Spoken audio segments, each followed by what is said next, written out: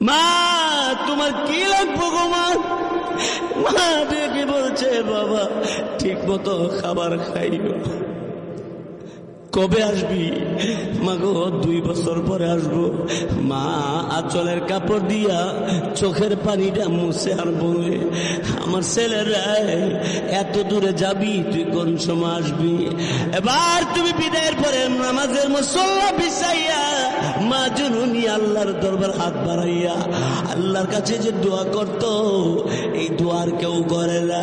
এই জন্য গাছতলা সিন্ধুরা অত্র এলাকার মুসলমান ভাইয়েরা, আমি হাতে পায়ে ধরে বলবো গো, আল্লাহর হুকুম 5 ওয়াক্ত নামাজ পড়ো, আব্বা আমার খেদমত করো, হালাল পথে চলো। আমার ভাইয়েরা, বন্ধুরা, আমার মা কেমন জিনিস, 10 বছর যাবত মা বাবার খবর নেয় না।